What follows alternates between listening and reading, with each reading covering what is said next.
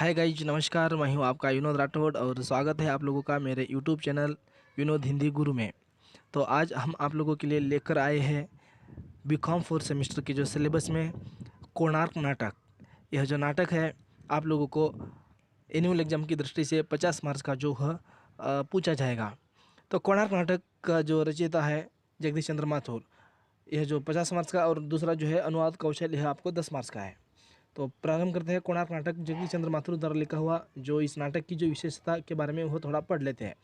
तो गाइज, आपसे थोड़ी सी गुजारिश है, आप हमारे इसी चैनल पर अगर न्यू है तो कृपया करके सब्सक्राइब करें, और जो अगर पुराने अगर सब्सक्राइबर हो तो please like, comments and share करना ना भूलें। तो प्रारंभ करते हैं। जो आज का जो टॉपिक है कोणार्क नाटक, कोणार्क मंदिर की जो विशेषता। नाटक बहुत ही लंबा है, बड़ा है। आप लोगों को यह बताना चाहूँगा कि कोणार्क मंदिर की जो विशेषता क्या है। कोणार्क मंदिर कोणार्क मंदिर पूर्व दिशा की ओर है। ओडिशा राज्य के जो कोणार्क नगर में वह स्थित सूर्य देवालय सन टेम्पल के नाम से भी वह जाना जाता है। यह जो मंदिर पूर्वी गंगा साम्राज्य के महाराजा नरसिंह देव ने वह बनवाया था। कब बनवाया था? तो वह 1238 में काम प्रारंभ हुआ और 1250 में समाप्त हुआ था। बनाने के लिए जो माने इस मंदिर को बनाने के लिए समय सीमा कितना, माने समय कितने लगी थी? समय जो है वो 12 साल लगा था, और 12 एकड़ में वह बना हुआ है, और 1200 मजदूर द्वारा वह काम किए हैं। और रथ के जो पहिए है, माने सूर्य जो देवालय है, सन टेम्पल जो गॉड है सन, तो वे जो है एक रथ के ऊपर वह बैठे हुए हैं स्टैचू। तो उसी जो रथ के पहिए कितने हैं? वो भी 12 है, और 12 अंक इसमें वह देखने को मिलते हैं। 12 अंक की विशेषता यह है कि दिन के 3 पहर, अर्थात 24 घंटे में एक दिन, एक रात में जो 12 घंटे का जो संकेत देते हैं, माने एक दिन का जो संकेत वो देता है। 24 घंटे का एक दिन होता है, तो उसी को अगर हम 1 डे 12 आवर और नाइट 12 आवर, तो वो 12 घंटे का जो संकेत, माने एक दिन की वैल्यू है समझाने है, तो 12 घंटे का वो संकेत इस पाठ के जरिए जो है लेखक हमें देना चाहते हैं। आगे बढ़ते हैं। पूर्वी गंगा साम्राज्य के महाराजा नरसिंह देव ने इस मंदिर को वह बनवाया था। कौन बनवाया था? और एक बार आपको मैं दोहराता हूँ। पूर्वी गंगा साम्राज्य माने उड़ीसा राज्य में स्थित पूर्वी गंगा एक जो डायनेस्टिक थे, तो उसी के जो राजा थे नरसिंह देव ने इस मंदिर को बनवाया था। इस मंदिर की विशेषता यह थी कि मंदिर के सबसे ऊपर वाले जो भाग में 48 टन का जो चुंबक माने कलश, जैसे कि मंदिर के ऊपर वह कलश होता है ना, जैसे वह जो सोने के आकार में, हाँ, तांबे के आकार में। तो इस मंदिर की जो विशेषता यह है कि 48 टन का जो चुंबक कलश जो है लगाया गया था। चुंबक माने जैसे ग्रेविटी बोलते हैं ना, गुरुत्वाकर्षण बल। इतना जो भारी जो रकम वाला चुंबक लोगों को जो आकर्षित कर देता था। समंदर में यात्रिक नाव में जब मंदिर के चुंबक को देखते थे, और नाव का जो दिशा सूचक माने कंपास जो होता है ना, जो सूचक दिशा जो दिखाने वाला जो वो एक जो तंत्र होता है, तंत्र ज्ञान, उसे ही वह कंपास कहते हैं। तो जो नाव का दिशा वह सूचक वह कंपास उसी की रोशनी से क्या हो जाता था? वह खराब हो जाता था, और नाव अपनी जो दिशा वह बदल देती थी या वह डूब जाती थी। इसी कारण, इसीलिए अंग्रेज सरकार इसी जो मंदिर के जो चुंबक को विदेश लेकर वह चले गए हैं। क्या है? फिलहाल वे अपने जो व्यापार में वह रुकावट के कारण इसी चुंबक को जो है अंग्रेज वह लेकर गए हैं। 1903 में यह जो कलश उठाकर वह ले गए हैं। आज भी जो यह मंदिर का जो द्वार वह बंद है, चारों ओर से वह रेती से वह दरवाजा वह बंद किए गए हैं। राइट, तो आगे बढ़ेंगे। नाटक के प्रमुख पात्र, जो कैरेक्टर्स इस तरह है, वेरी इंपॉर्टेंट। पहला है विशु, महान शिल्पी है। विशु कौन है? महान शिल्पी है। और धर्मपद वे नव किशोर, माने जो नया किशोर, किशोर माने कि कमारा, 16 साल का है। वह शिल्पी विशु का ही पुत्र है। लेकिन इस जो पाठ में ड्रामा में जो है एक दूसरे में वे पिता और बेटा का जो नाता उन्हें पता ही नहीं चलता है। एक दूसरे में वह लड़ते झगड़ते हैं, और अंत में वह जो रहस्य खुलता है। विशु महान शिल्पी है। धर्मपद नव जो किशोर है। और नरसिंहदेव वह राजा है। और राज चालुक्य जो है मंत्री है, माने वह ऐसा मंत्री है कि दुष्ट चालाक था। और सौम्य जो मूर्तियों को श्रृंगार करने वाला। तो गाइस, समझ चुके होंगे आप। विशु, धर्मपद, नरसिंहदेव, राज चालुक्य, सौम्य, नेक्स्ट, विशु और जो धर्मपद नाटक के जो प्रमुख मुख्य पात्र है कौन? विशु और धर्मपद, यही जो नाटक के जो प्रमुख रोल इन जो निभाते हैं पात्र है। जो वस्तुतः एक ही जो सिक्के के दो पहलू है, कहा जाता है ना कन्नड़ में, ಒಂದು ನಾಣ್ಯದ ಎರಡು ಮುಖ। देखते हैं वस्तु जो है एक ही जो सिक्के के दो पहलू है, दोनों ही शिल्पी है। देखो एक दूसरे में दोनों ही शिल्पी है, सौंदर्य के जो चितेरे है, कला के पुजारी है, अपने भीतर विद्रोह की जो अग्नि जलाए वह रखते हैं। राजा नरसिंहदेव और देखो राजा नरसिंहदेव और राजा चालुक्य परस्पर विरोधी चरित्र है। माने राजा और उनका जो मंत्री है वह राजराज चालुक्य, नरसिंहदेव राजा है और राजराज चालुक्य जो मंत्री है। राजा जो है भोला भाला गद्दी पर बैठना जानता है, मगर उसी का जो है फ़ायदा जो है भोलेपन का जो फ़ायदा उनका जो मंत्री है चालुक्य, राजराज चालुक्य, उसका जो फ़ायदा उठाता है। जिसमें जिससे नाटक में वह संघर्ष और तनाव की वह स्थिति पैदा होती है। नरसिंहदेव प्रजा वात्सल्य और कला के जो आश्रमोह दाता, लोकप्रिय दयालु राजा के रूप में चित्रित हुए हैं, जो देश पर वह यवनों आक्रमण को वह विफल कर अपने पूरे शौर्य माने शौर्य एवं जो पराक्रम के वह साथ वापस लौटता है। कौन? राजा नरसिंहदेव। इसके विपरीत चालुक्य महत्वाकांक्षी दुष्ट महात्मा है, जो युद्धरत राजा की अनुपस्थितियों तरह तरह के जो अत्याचारों से निरह जनता को एवं शिल्पियों को सताता है। जैसे राजा युद्ध करने के लिए बाहरी दूसरे प्रदेश की ओर चले जाते हैं और जो राजा का पूरा काम काज जो है मंत्री वह राजा चालुक्य वह करता है, और जितने भी जो कारीगर है किसान है उन्हीं के ऊपर जो राज चलाता है, माने अत्याचार करता है। पूरे नाटक में संघर्ष का जो केंद्र चालुक्य ही बनता है। देखिए और एक बार, पूरे नाटक में ही जो रोल ऐसा है कि संघर्ष का ही मेन पात्र कौन होता है? राजराज चालुक्य मंत्री होता है। कथा वस्तु ये देखिए, सारांश प्रारंभ करते हैं। उत्कल के राजा नरसिंहदेव रहते हैं। देखिए उत्कल के राजा कौन है? ओडिशा राज्य में स्थित उत्कल का एक जो राजा वह नरसिंहदेव है, जिनकी इच्छा से 1200 शिल्पी करीब 12 वर्षों से महाशिल्पी विशु की जो कल्पना को पूरा करने में लगे हैं।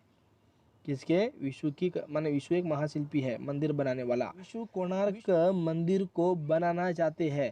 विशु लगातार निराश हो रहे हैं, क्योंकि वे 10 दिन से मंदिर के शीर्ष माने जो ऊपर वाले भाग पर कलश स्थापना करना चाह रहे थे, लेकिन वह हो नहीं पा रहा था। विश्व की एक माने मंदिर तो पूर्ण रूप से बना हुआ था, मगर ऊपर जो कलश जो है वह बन नहीं पा रहा था। विश्व से भी यह जो असंभव हो चुका था। विश्व की एक जो कथा यह भी है कि वह चंद्रलेख से प्यार करता था, माने चंद्रलेख से जो प्यार करता रहता है, लेकिन जब वह गर्भवती हो जाती है तो उसे छोड़कर भाग वह जाता है। माने अधूरी प्यार की जो कहानी है, उसी जो अधूरी प्यार की कहानी को वह पूरा करने के लिए उनका जो बेटा धर्मपद आता है।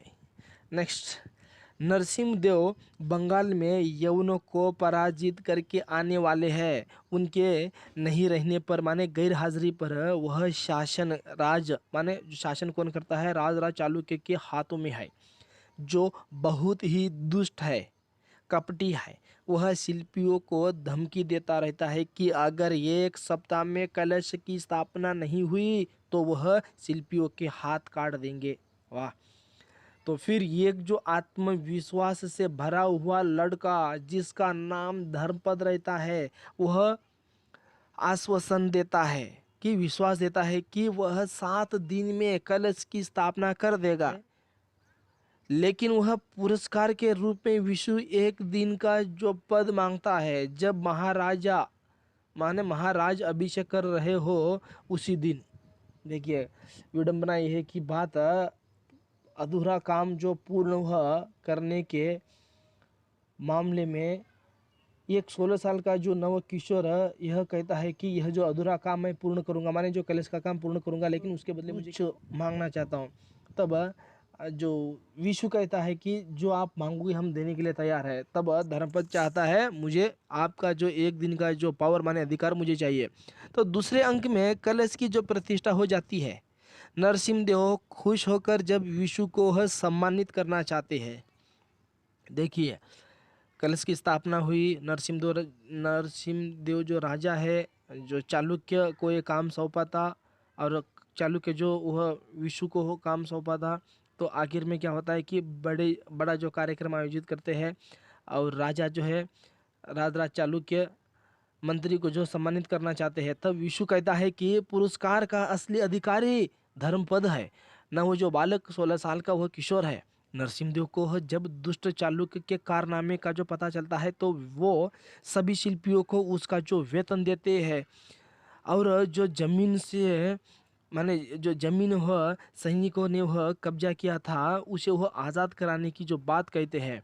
देखिए, यहाँ पर बात यह है कि जैसे राजा जो है वह दूसरे वह प्रदेश में वह युद्ध जीतने के लिए वह लड़ने के लिए वह चले जाते हैं। तो अपना जो काम जो है माने उनकी जो गद्दी पर वह कौन बैठता है, जो चालुक्य। तो चालुक्य के जो कारनामे का जो पता चलता है राजा को, तब माने जैसे ऐसे कारनामे, जैसे सैनिक को जितने वह कारीगर है, किसान है, सैनिक है, उनका जो वो भी खेत या जो भी प्रॉपर्टी हो जो हड़प किया हुआ रहता है, तब यही बात जो है राजा को पता चलता है। तब राजा यह जो फैसला लेता है कि जो धर्मपद हो चाहे जितने भी जो सैनिक हो, उनका जो हड़प किया हुआ पूरा जो जायदाद है, वह उनका जो वेतन है पूरे जो वह वापस करता है। और उसके बदले में जो मंत्री है राजराज चालुक्य को वह दोषी ठहराया जाता है, और उनका भी वेतन जो पूरे वह शिल्पियों को देता है। धर्मपद का जो व्यक्तित्व इतना वह प्रभावी रहता है कि नरसिंहदेव उसे वह दुर्गपति वह बना देते हैं। चालुक्य ने शिल्पियों पर आक्रमण कर दिया था।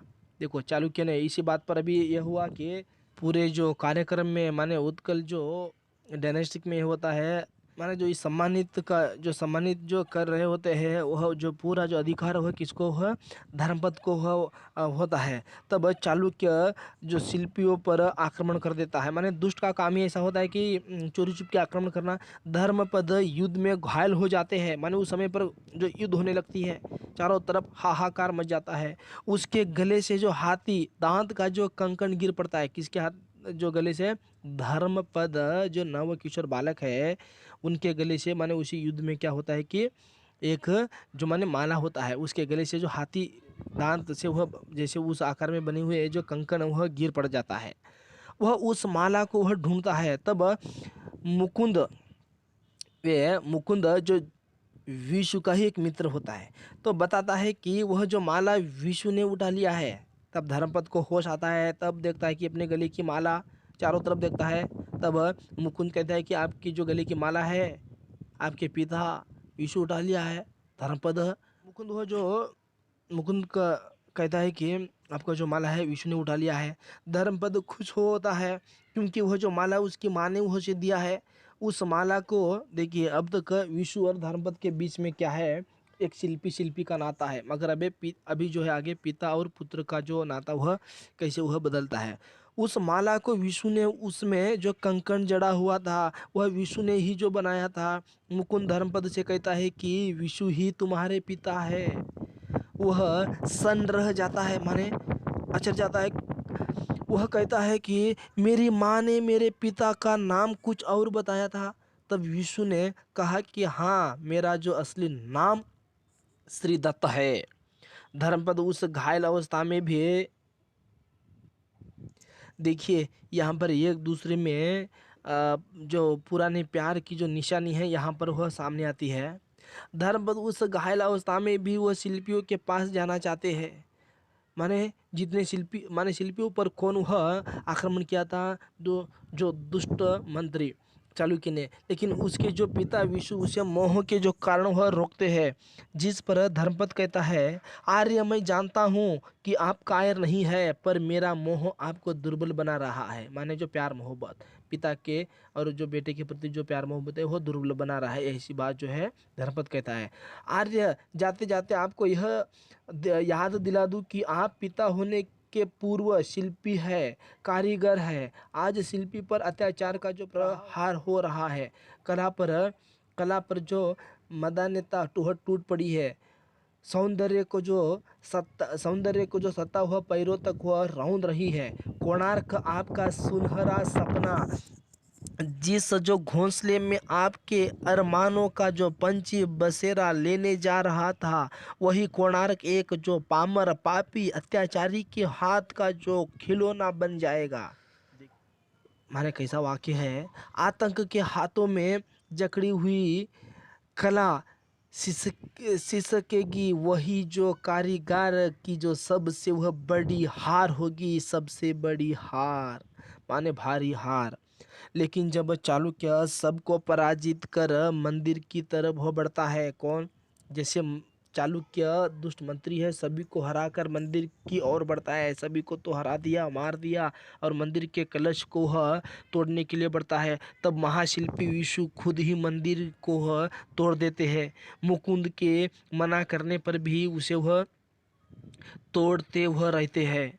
देखिए तो गाइज, तो आगे बढ़ते हैं। जो धर्मपद का जो कथन, यह जो प्रश्न थोड़ा महत्वपूर्ण है, माने 5 या 10 मार्क्स का हो पूछा जाएगा। माने कथन माने किसने किससे कहा, यह कथन माने की जो बातें। धर्मपद का कथन नरसिंहदेव राजा के प्रति है। किसके प्रति? धर्मपद जो है यीशु का जो बेटा है, वे उनका जो कथन जो बातें जो किनके प्रति है? राजा नरसिंहदेव के प्रति। कहता है कि मैं तर्क करने नहीं आया हूँ, मैं तो एक ऐसे जो संसार की ओर आपका ध्यान आकर्षित करना चाहता हूँ, जो कि आपके निकट होते हुए भी आप निकट होते हुए भी आपकी आंखों से ओझल हो गया है। इस मंदिर में बरसों से 1200 ऊपर शिल्पी काम कर रहे हैं। इनमें से कितनों की पीड़ा माने दुख से आप परिचित है? जानते हैं आपकी जो महामात्य के भृत्यों ने इनमें से बहुतों की जमीन छीन ली है। कईयों की स्त्रियों को दासियों की जो तरह वह काम करना पड़ा है, और सारे उत्कल में अकाल पड़ रहा है। अकाल माने बरगाल, अकाल पड़ रहा है। माने ये जो बात है, नरसिंहदेव को, राजा को क्या है, वह धर्मपद कहता है कि दुख के मारे, माने जो एक शिल्पी होते हुए, एक जो मजदूर होते हुए अपना जो दर्द दुख है किनके सामने हुआ प्रकट करता है? धर्मपद राजा के सामने प्रकट करता है। नेक्स्ट, धर्मपद का कथन नरसिंहदेव से ही, फिर उनसे ही है। यह जो है किसानों के प्रति है।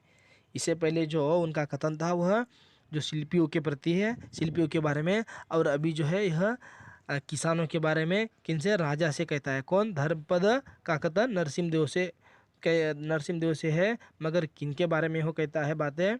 किसानों के बारे में। जब मैं इन मूर्तियों में बंधे रसिक जो जोड़ों को देखता हूँ, तो मुझे याद आती है पसीने में नहाते हुए किसान की। जो पानी से नहाता है वह लिबास बदलता है, जो पसीने से नहाता है वह इतिहास बदलता है। तो एक मोटिवेशन लाइन है, लेकिन ये पार्ट से रिलेटेड नहीं है, फिर भी यहाँ जो वाक्य आया उसी के रिलेटेड मैंने आपको लिखा है, बता दिया है। कहता है कि मैं जब इन जो मूर्तियों में बंधे उस रस्सी को, जोड़ों को देखता हूँ, तब राजा मुझे पसीनों में वह नहाते हुए उन किसानों की याद आती है। माने कितने वह दर दर भटक के इस मंदिर के लिए वो काम किए हैं किसान। कोसों तक धारा के विरुद्ध नौका खोने वाले जो महल्लों की दिन दिन भर वह कुल्हाड़ी लेकर खटने लकड़हारों की, जो इसके बिना जीवन अधूरा है, आचार्य अधूरा है। समझ रहे? नेक्स्ट, विशु का कथन अपने बेटे धर्मपद से। तुम शिल्पी विशु के पुत्र हो धर्मा। कोणार्क और किसी के वह स्पर्श से कैसे वह जग सकता था? जग स्पर्श माने कि छूने से। जैसे मरुस्थल, रेगिस्तान माने मरुभूमि, जैसे मरुस्थल में कहीं जो निर्झरिणी सहसा गायब हो जाने पर भी अन्यत्र वह निकलती है, वैसे ही मेरी जो भटकी हुई प्रतिभा तुम्हारे मन में विकस उठी धर्मा। सैकड़ों हजारों वर्षों तक कोणार्क के उन्नत शिखर को देखकर लोग कहेंगे कि यह विशु और उसके बेटे की कला की सर्वोत्कृष्ट जो कृति है। मेरे जैसा भाग्यशाली पिता आज उत्कल में और कौन है? कहते हैं पिता नीम के पेड़ जैसा कड़वा होता है मगर छाँव हमेशा ठंड ही देता है। इतिहास गवाह है अक्सर मिट्टी से नहीं हुए। इतिहास गवाह है अक्सर मीठे जो सेब या बेरों में वह कीड़े हो जाते हैं मगर नीम में आज तक कीड़े नहीं हुए। नेक्स्ट आखिरी, धर्मपद का कथन अपने पिता से।